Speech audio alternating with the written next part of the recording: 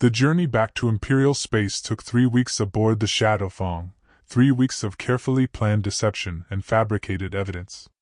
When Janice finally transmitted her mission report to Admiral Korath, every word was crafted to support the illusion of success while concealing the truth of her conversion.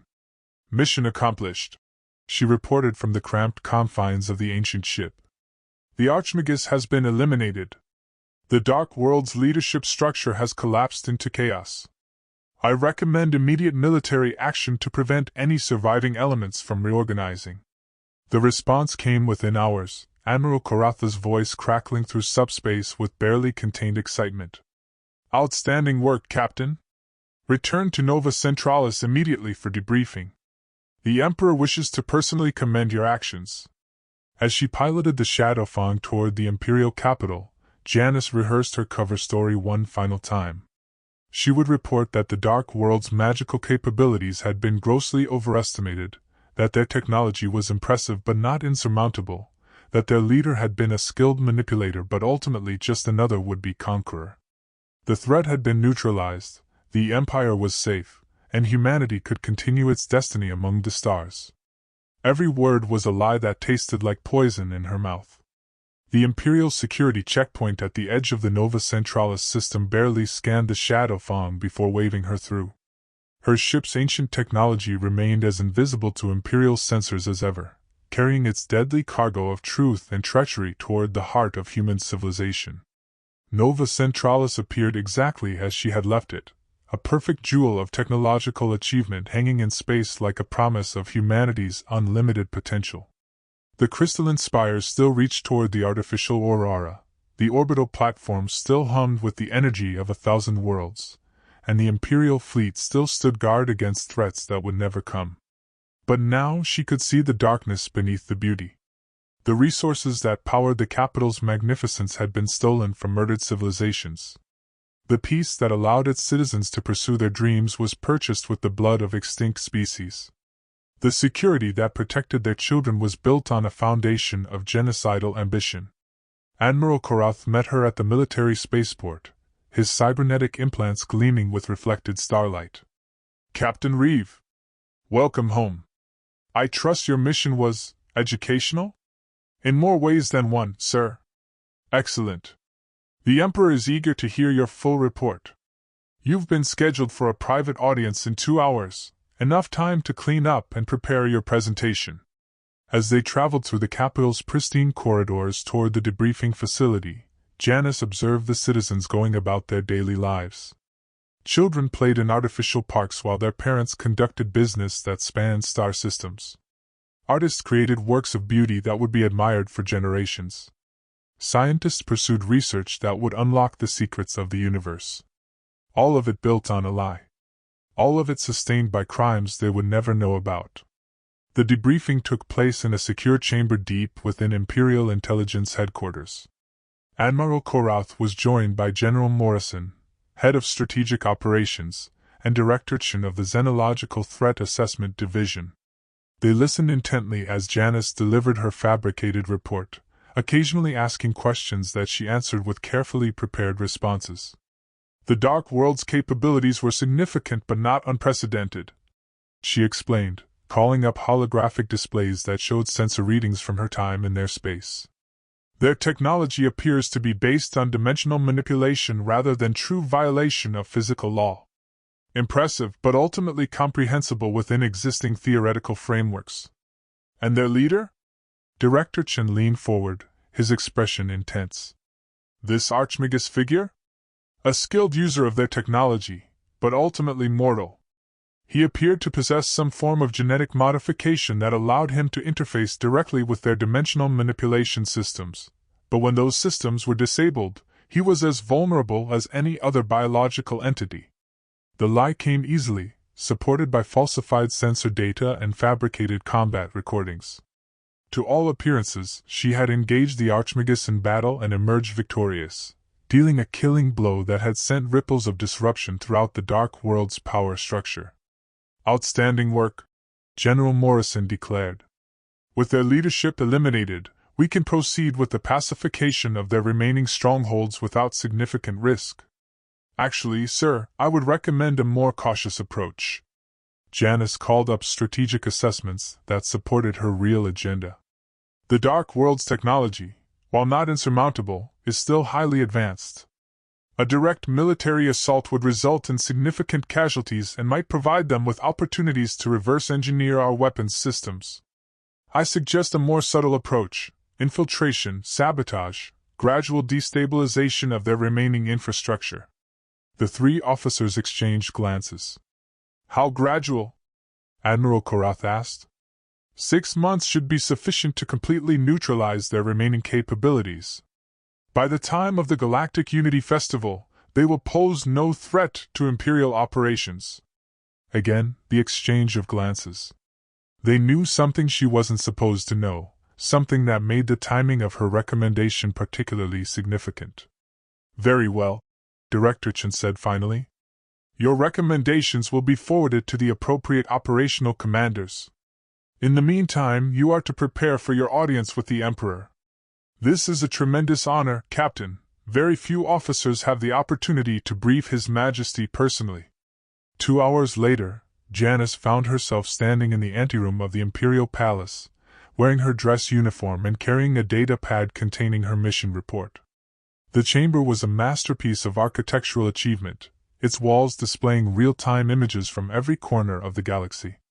She could see distant worlds orbiting alien stars, space stations harvesting energy from exotic phenomena, exploration fleets pushing ever further into the unknown. All of it would change in the next few hours. All of it would be forever altered by what she was about to do. Captain Reeve, announced the Imperial Herald, his voice echoing through dimensions enhanced by acoustic engineering. His Imperial Majesty will see you now. The doors opened with a whisper of displaced air, revealing the throne room of the intergalactic empire. The chamber was vast beyond comprehension, its ceiling lost in artificial sky that showed the real-time positions of every star in imperial space. At its center, on a throne carved from a single piece of crystallized time, sat Emperor Maximilian I, ruler of humanity, conqueror of worlds, architect of the greatest civilization in galactic history. He was smaller than she had expected, more human-looking than the heroic statues and propaganda images suggested. But as she approached the throne, she could feel the weight of absolute power radiating from him like heat from a star. This was a man who held the fate of billions in his hands, who commanded fleets that could crack planets and technologies that could rewrite reality itself. Captain Janice Reeve, the Emperor said, his voice carrying the authority of 3 centuries of human expansion. Approach. She walked forward across a floor that seemed to be made of compressed starlight, her footsteps echoing in the vast space. When she reached the designated position, close enough to speak without shouting, far enough to prevent any possibility of physical threat, she snapped to attention and saluted. Your Majesty, I am honored by this audience. The honor is mine, Captain. You have performed a service for humanity that will echo through the ages. The Emperor rose from his throne and descended the steps toward her, moving with the fluid grace of a man who had transcended ordinary human limitations. Tell me, what was your impression of our enemies? What manner of beings were these self-styled masters of darkness? Sophisticated, Your Majesty, but ultimately limited by their own arrogance. They believed their technology made them invulnerable, but they had forgotten that superior firepower means nothing without the will to use it effectively. Excellent. And their capabilities? Were our intelligence estimates accurate? Somewhat inflated, I believe. Their dimensional manipulation technology is impressive, but it requires massive energy expenditure and leaves them vulnerable during transition periods. With proper tactical planning, they can be defeated using conventional imperial military doctrine. The Emperor nodded approvingly. Your assessment matches those of our other sources. The Dark World was a significant threat, but not an insurmountable one. With their leadership eliminated, the remaining resistance can be cleared away in due course. Other sources, Your Majesty? Did you think you were our only operative in their territory, Captain? The Empire's reach is longer than most realize. The Emperor smiled, and for a moment his features seemed to shift, becoming somehow less human and more predatory. But your mission was by far the most critical. The elimination of the Archmagus has opened the door to the next phase of human expansion. Janice felt her blood turn to ice. If the Empire had other agents in Dark World territory, her deception might already be compromised. Worse, if those agents had been observing her activities, they would know about her conversion to the enemy cause. The next phase, Your Majesty? Operation Final Unity, Captain. The completion of humanity's destiny among the stars. The Emperor moved closer, his presence somehow oppressive despite his ordinary appearance. For too long, we have shared the galaxy with inferior species, beings who lack the vision and determination necessary for true civilization. The time has come to correct this historical anomaly. Correct it how, Your Majesty? By ensuring that humanity becomes the sole intelligent species in the galaxy. By eliminating the competition that has held back human progress for too long. By creating a perfect order in which every world serves the needs of human civilization. The casual way he spoke of genocide chilled her to the bone. This wasn't the desperate ravings of a madman. It was the calculated policy of the most powerful human being who had ever lived. The Dark World was merely the first step. The Emperor continued. Their elimination removes the most significant military threat to our operations. Once their remaining strongholds have been pacified, we will move against the other non-human enclaves throughout Imperial space. Within a year, the galaxy will be cleansed of alien contamination. And after that, Your Majesty? After that, we turn our attention to the human worlds that have developed independently of Imperial control. Colonies that have forgotten their obligations to human civilization. Settlements that have adopted alien customs or alien ways of thinking. They too must be brought into conformity with the proper order of things. Janice realized with growing horror that the Archmagus had been right about everything. The Empire's plan wasn't just to eliminate non-human species. It was to create a galaxy populated entirely by humans who served the Emperor's vision of perfect order. Any deviation from imperial norms, any independence of thought or culture, would be eliminated. You seem troubled, Captain, the Emperor observed.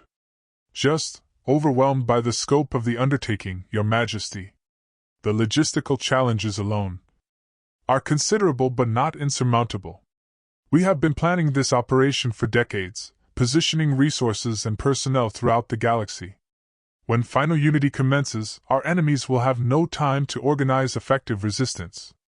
The Emperor returned to his throne, settling back into the seat of absolute power. But enough of future operations. I called you here to personally commend your service to humanity. Your elimination of the Archmagus has made you a hero of human civilization. I was simply doing my duty, Your Majesty. Duty. Yes, that is what separates us from the lesser species. Our understanding of duty, of obligation, of the need to serve something greater than ourselves. The Emperor's eyes seemed to look right through her, as if he could see into her soul. Tell me, Captain, having seen the enemy up close, having witnessed their capabilities and their intentions, are you prepared to continue serving humanity in the trials ahead? The question hung in the air like a blade poised to fall. This was the moment of truth, the point where she had to choose between completing her original mission and honoring her new commitment to the Archmagus. I serve at your pleasure, Your Majesty. Whatever humanity requires of me, I will provide. Excellent. Then you will be pleased to know that your service to the Empire is not yet complete. The Emperor touched a control on his throne, and the chamber's walls displayed tactical information that made her heart skip a beat. Operation Final Unity will commence in 5 days, during the opening ceremonies of the Galactic Unity Festival. You will serve as my personal military advisor during the initial phase of operations. 5 days.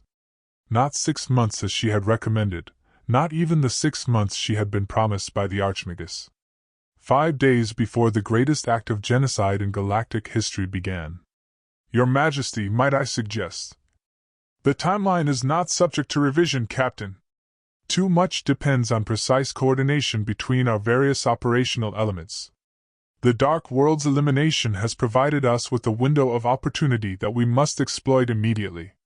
She realized then that her mission to kill the Archmagus had been more than just the elimination of a threat. It had been the removal of the final obstacle to Imperial expansion. With the Dark World's most powerful defender gone, nothing could stop the Empire from completing its genocidal agenda. Nothing except her. I understand, Your Majesty. I await your orders. Very good. You will report to the Strategic Operations Center at 0800 tomorrow morning for detailed briefings on your new assignment. Until then, you are dismissed. Janice saluted once more and withdrew from the throne room, her mind racing with the implications of what she had learned. 5 days to prevent the greatest crime in galactic history. 5 days to find a way to stop an operation that had been decades in the planning. 5 days to decide whether she was willing to assassinate the most powerful human being who had ever lived. As she walked through the corridors of the Imperial Palace, surrounded by the greatest achievements of human civilization, she felt the weight of an impossible choice pressing down on her shoulders. Everything she had ever believed, everything she had ever fought for, everything she had ever been, all of it was about to be tested in the crucible of ultimate moral crisis. The galaxy was counting on her, even if it didn't know it yet. The next 4 days passed in a blur of military briefings and operational planning. Janice sat in conference rooms with the Empire's highest-ranking officers, reviewing tactical assessments and logistical preparations for Operation Final Unity. Every detail of the genocidal campaign was laid out before her with cold, methodical precision. The plan was breathtaking in its scope and horrifying in its implications. Simultaneous strikes against every non-human population center in the galaxy. Time to begin during the opening ceremonies of the Galactic Unity Festival, when most of the Empire's civilian population would be distracted by celebration. Orbital bombardments would sterilize worlds that posed military threats, while ground forces would handle population relocation on planets that contained valuable resources. The euphemisms were everywhere: relocation instead of extermination, pacification instead of conquest, correction instead of murder. But the underlying reality was unmistakable: the systematic elimination of every non-human intelligent species in the galaxy. Initial projections suggest complete mission success within 18 months, General Morrison reported during the final briefing session. Resistance will be minimal due to lack of coordination between target populations. Most species will be eliminated before they realize they're under attack. What about potential refugees? Asked Admiral Korath. Species that might attempt to flee beyond the galaxy's edge? Deep space monitoring stations have been positioned along all major escape routes, Director Chen replied. Any ships attempting to leave the galaxy will be intercepted and destroyed. We cannot risk survivors establishing colonies beyond our reach. Janice forced herself to remain expressionless as she listened to the casual discussion of galactic genocide. These were intelligent, educated human beings, officers who had dedicated their lives to the protection of human civilization. Yet they spoke of exterminating entire species with the same detached professionalism they might use to discuss supply chain logistics. It was then that she truly understood the scope of the lie that had consumed human civilization. The Empire hadn't just hidden its crimes from the general population, it had convinced its own leadership that those crimes were virtuous necessities. Genocide had been rebranded as humanitarian intervention, conquest disguised as liberation, extermination presented as evolution.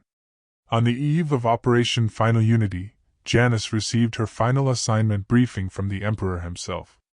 She was to serve as his personal military advisor during the opening phase of the campaign, providing real-time tactical assessments from her position in the Imperial Command Center.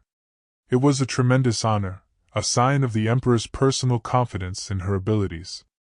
It was also the perfect opportunity to complete her real mission. The Galactic Unity Festival began at dawn on Nova Centralis, with celebration ceremonies taking place simultaneously on thousands of worlds throughout Imperial space. Parades filled the streets of every major city, while orbital platforms broadcast entertainment programming to every corner of human civilization. It was humanity's greatest holiday, commemorating the founding of the Empire and celebrating the achievements of human civilization. It was also the perfect cover for the greatest crime in galactic history. Janice arrived at the Imperial Command Center 3 hours before the scheduled beginning of Operation Final Unity. The facility was a masterpiece of military engineering, buried deep beneath the Imperial Palace and shielded against every conceivable form of attack. Its central chamber contained holographic displays showing the tactical situation throughout the galaxy, with real-time feeds from every Imperial fleet and monitoring station. Emperor Maximilian stood at the center of it all, surrounded by his highest-ranking military commanders and civilian advisors. He wore not the ceremonial robes of state but the practical uniform of a military commander, ready to personally oversee the completion of humanity's destiny. "Captain Reeve," he said as she approached her assigned position, "are you prepared to witness the dawn of a new age?" "Yes, Your Majesty." "Excellent. In 2 hours, Operation Final Unity will commence with simultaneous strikes against the remaining Dark World strongholds. Once they have been eliminated, we will proceed with the systematic pacification of all non-human populations throughout Imperial space." The Emperor gestured toward the tactical displays, where red markers indicated the locations of thousands of alien worlds. "By this time tomorrow, humanity will be the sole intelligent species in the galaxy." As she watched the final preparations unfold around her, Janice felt the weight of the galaxy's future pressing down on her shoulders. In 2 hours, unless she acted, billions of innocent beings would begin dying in the name of human supremacy. Entire civilizations would be erased from existence, their cultures and knowledge lost forever. She thought of the Kalthani children's choir, their harmonic music silenced by Imperial weapons. She thought of the refugees she had met on the Dark World, survivors of previous Imperial pacification campaigns. She thought of the countless species that had already been eliminated, their deaths hidden behind lies and propaganda. She thought of her oath to the Empire, her loyalty to human civilization, her duty to the species that had shaped her. And she made her choice. "Your Majesty," she said, moving closer to the Emperor's position, "I have a final intelligence assessment regarding the Dark World's capabilities." "Oh? What new information have you discovered?" "I believe our previous estimates may have been overly optimistic. There are indications that the Archmagus may have had fail-safe systems in place, protocols that would activate in the event of his death." The Emperor turned to face her, his expression shifting from confident anticipation to sharp attention. "What sort of protocols?" "Dimensional destabilization weapons. If activated, they could create cascade failures throughout local space-time, potentially affecting Imperial worlds within 100 light-year radius." She called up fabricated sensor data on the nearest display screen, showing energy readings that suggested massive dimensional instabilities. "I recommend postponing Operation Final Unity until we can conduct additional reconnaissance." "Postponement is not an option, Captain. Too much depends on precise timing." The Emperor studied the fabricated data, his enhanced cognitive implants processing information at superhuman speed. "Besides, our deep space monitoring stations would have detected any significant dimensional anomalies." "Sir, with respect, the monitoring stations aren't designed to detect exotic dimensional phenomena. The technology required is far beyond our current capabilities." "Then we proceed as planned.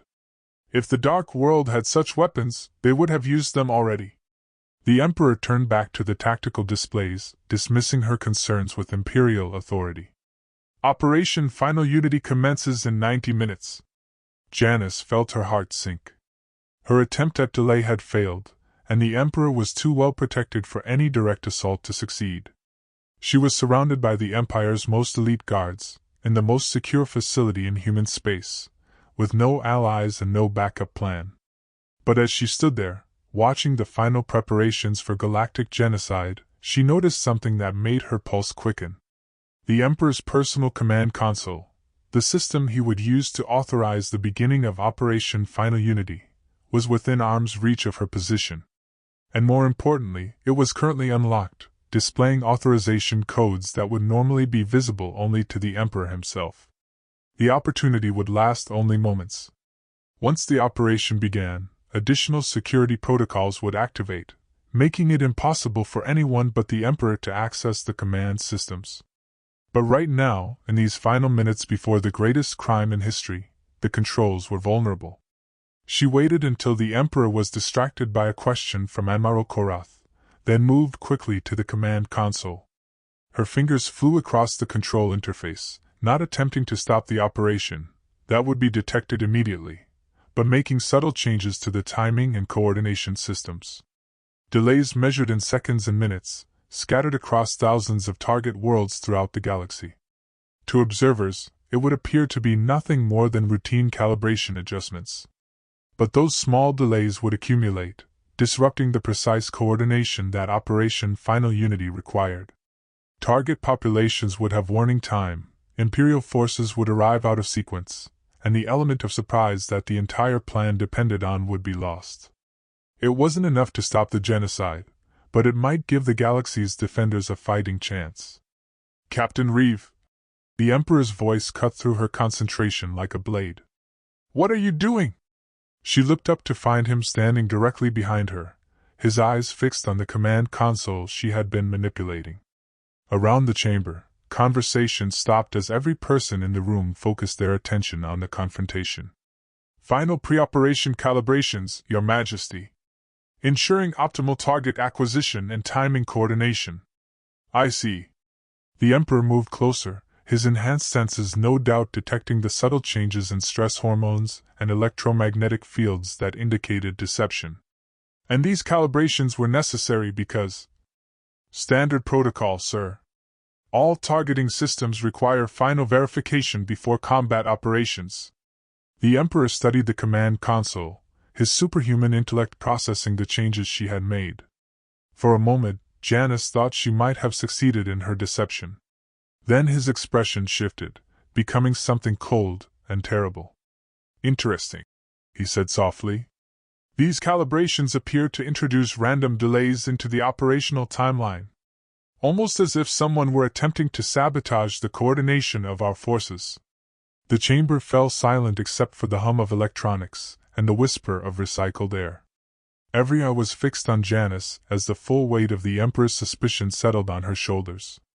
Your Majesty, I would never. Of course you would never betray the Empire knowingly. The Emperor interrupted. But tell me, Captain, during your time in Dark World territory, did you encounter any unusual phenomena? Strange dreams, perhaps? Moments of disorientation or memory loss? She realized then that he knew. Somehow, despite all her precautions and careful deceptions, he had discovered the truth about her mission to the Dark World. About her conversion to the enemy cause. About her real allegiance. I don't understand what you're suggesting, Your Majesty. I'm suggesting that the Archmagus was far more cunning than we realized. That his elimination was not the victory we believed it to be, but rather the final phase of a sophisticated infiltration operation. The Emperor touched a control on his personal communicator, and armed guards began moving into position around the chamber. I'm suggesting that Captain Janice Reeve died in Dark World territory, and that the woman standing before us is something else entirely. The accusation hung in the air like a death sentence. Around the chamber, officers and advisors stepped back from her position, their expressions shifting from confusion to horror to naked fear. She was surrounded by enemies, trapped in the heart of the Empire's power, with no allies and no escape route. But she was also the only thing standing between the galaxy and genocide. You're partially correct, Your Majesty, she said, abandoning all pretense of loyalty. Captain Janice Reeve did die in Dark World territory. She died when she learned the truth about the Empire she had served faithfully for 23 years. She died when she discovered that everything she had believed was a lie. The Emperor's smile was cold as interstellar space. And what truth would that be? That the intergalactic empire is built on a foundation of murder and theft. That human civilization advances only by destroying others. That you are not the benevolent ruler of a great civilization, but the architect of the greatest genocide in galactic history. Genocide? The Emperor laughed, a sound like breaking crystal. My dear Captain, you misunderstand the nature of progress. What we call genocide, history will remember as evolution. The elimination of inferior species in favor of superior ones. The natural order of the universe asserting itself. There is nothing natural about the systematic extermination of entire civilizations. Isn't there? Tell me, Captain, When human beings first emerged from their caves and began building cities, did they preserve every species of animal that stood in their way? When they developed agriculture, did they maintain habitats for every pest that threatened their crops? When they reached for the stars, did they limit their expansion to avoid displacing primitive alien cultures? The Emperor gestured toward the tactical displays showing Imperial territory throughout the galaxy. Progress requires the elimination of obstacles. Civilization demands the subordination of chaos. Order can only be achieved through the systematic removal of disorder. What we do here today is not genocide, it is gardening on a galactic scale. And what gives humanity the right to make that choice for the entire galaxy? Might. Intelligence. Destiny. The Emperor's eyes seemed to look through her into dimensions she couldn't perceive. We are the apex species, Captain. The culmination of evolutionary development. Every other intelligent race in the galaxy is a rough draft, a failed experiment, a dead end on the path to perfection. Our victory is not just inevitable, it is just. Janice felt the weight of absolute evil pressing down on her consciousness. This wasn't madness or delusion, it was pure, calculated malice disguised as philosophical necessity. The Emperor truly believed that human supremacy justified any crime, any atrocity, any level of destruction. The operation will proceed as planned, the Emperor continued, turning back to the tactical displays. Your sabotage efforts have been noted and will be corrected. And you, my dear Captain, will have the honor of witnessing the dawn of the new age before your execution. Around the chamber, guards moved into final position, their weapons trained on her from multiple angles. Any attempt at physical resistance would be futile. She was outnumbered 50-1 by elite soldiers in the most secure facility in human space. But as she stood there, surrounded by enemies and facing certain death, Janice remembered something the Archmagus had told her during their final meeting. A small device he had given her, a crystalline artifact that appeared to be nothing more than decorative jewelry but contained capabilities beyond Imperial understanding. Emergency protocols, he had explained. If your cover is blown and your mission compromised, activate the device. It will ensure that the Emperor's plans do not succeed. She had assumed he meant some sort of weapon or communication device. Now, as she felt the artifact's subtle warmth against her skin, she realized its true purpose. 10 minutes to Operation Final Unity, announced the tactical coordinator. Throughout the chamber, officers took their positions at control stations, ready to coordinate the greatest military operation in human history. Janice closed her eyes and activated the device. The change was immediate and terrifying. Reality rippled around her like disturbed water, and suddenly she could perceive dimensions that human senses were never meant to detect. The chamber around her was revealed to be a mere shadow of its true form, existing simultaneously in multiple states of reality. But more importantly, she could see the threads of causality that connected every action to its consequences, every choice to its results. She could perceive the vast web of cause and effect that governed the operation of the universe itself. And she could manipulate it. What? The Emperor began, then stopped as he realized what was happening. His enhanced senses detected the dimensional distortion surrounding her, the impossible energies that were beginning to accumulate in local space-time. The Archmagus sends his regards, Janice said, her voice echoing across multiple dimensions simultaneously. She reached out with senses she hadn't possessed moments before, touching the quantum foundations of the command center's systems. The sabotage she had attempted earlier with crude technological manipulation could now be accomplished at the fundamental level of reality itself. She reached into the electronic pathways that carried the Emperor's commands, into the quantum processors that coordinated Imperial forces throughout the galaxy, into the very information structures that made Operation Final Unity possible. And she changed them. Not through crude alteration of programming or disruption of hardware, but through direct manipulation of the probability matrices that governed their operation. Command codes became garbled as they transmitted across space. Targeting systems developed random malfunctions. Coordination networks experienced cascading failures that propagated throughout the galaxy at faster-than-light speeds. "Stop her!" the Emperor commanded, but his guards found their weapons refusing to function, their targeting systems displaying impossible readings, their very understanding of spatial relationships becoming unreliable as the dimensional distortions intensified. Operation Final Unity is finished, Janice announced, her transformed consciousness touching every Imperial military system throughout the galaxy. The genocide ends here. You don't understand what you're doing. The Emperor snarled, his own enhanced capabilities allowing him to perceive some of what was happening around them. Without the Empire's guidance, the galaxy will collapse into chaos. Billions will die in the wars that follow. Perhaps. But they will die as free beings making their own choices, not as victims of your ambition. Janice felt her human consciousness beginning to merge with the vast forces she was channeling, her individual identity dissolving into something larger and more complex. The Archmagus was right, some prices are too high to pay for order. The Emperor made one final desperate attempt to regain control, his cybernetic implants interfacing directly with the command center's emergency systems. But the forces Janice was wielding operated at levels far beyond technological manipulation. His commands were lost in dimensional static, his authority rendered meaningless by the fundamental alteration of causal relationships.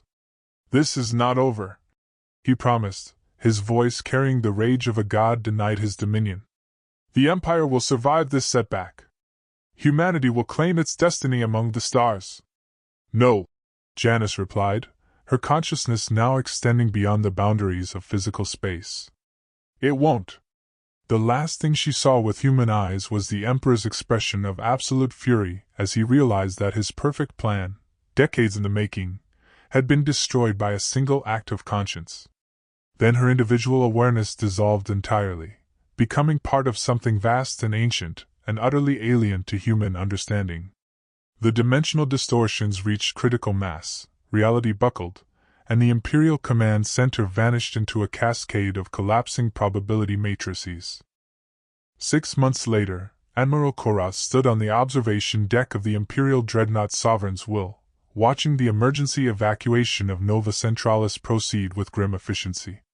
The capital world that had once been the crown jewel of human civilization was now a shattered ruin, its crystalline spires reduced to radioactive debris by the dimensional cascade that had consumed the Imperial Palace. The official reports blamed the disaster on a malfunction in experimental weapons technology. The truth, that their greatest military asset had betrayed them at the moment of ultimate victory, was classified beyond the highest security levels.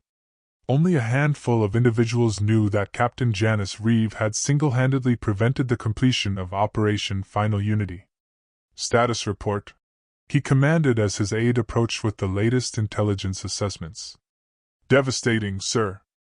The cascade failure propagated throughout our military network faster than we could implement containment protocols. 70% of our deep space fleets are operating without central coordination. Ground forces on 600 worlds have lost contact with strategic command. The entire operation has collapsed." Korath nodded grimly.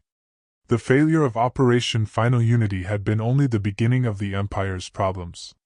Without their supreme commander and with their military network in chaos, Imperial forces throughout the galaxy had found themselves unable to coordinate effective responses to the various crises that had emerged in the aftermath. "What's the situation with the non-human populations?" "Mixed, sir.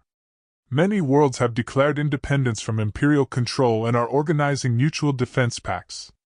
Others have simply vanished, their entire populations relocated to unknown locations beyond our sensor range. Intelligence suggests that Dark World operatives are providing evacuation assistance and sanctuary to refugee populations." The irony was bitter. The Empire's attempt to eliminate the Dark World had instead provided their enemies with the perfect opportunity to rescue the very populations that Operation Final Unity had been designed to destroy. Entire species that should have been exterminated were now beyond Imperial reach, protected by technologies that Imperial science still couldn't comprehend. "And Emperor Maximilian?" "Still missing, sir. Search and rescue teams have found no trace of him in the ruins of the command center. Either he was completely destroyed in the dimensional cascade, or—" The aide's voice trailed off, reluctant to voice the alternative possibility. "Or he was transported elsewhere by the same forces that consumed Captain Reeve." Korath finished.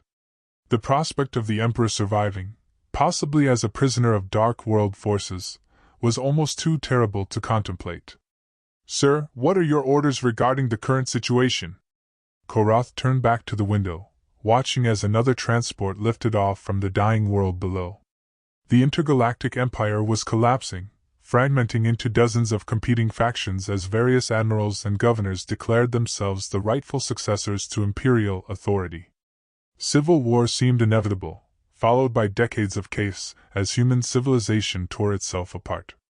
Signal the fleet. We're withdrawing to the Outer Rim territories. If we can't maintain the empire as it was, we'll build something smaller but more sustainable in the frontier regions. It wasn't the glorious destiny that humanity had been promised, but it was survival. And perhaps, in the long run, it would be enough. As the sovereigns will prepare to depart the ruins of Nova Centralis, Admiral Korath allowed himself one final look at the world that had once been the center of human civilization. Somewhere among those ruins lay the remains of the greatest military force in galactic history, destroyed not by enemy action but by the conscience of a single officer who had chosen justice over loyalty. History would remember Captain Janus Reeve as a traitor who had brought down the greatest human civilization that had ever existed. But Korath, who had seen the classified reports on Operation Final Unity, knew better.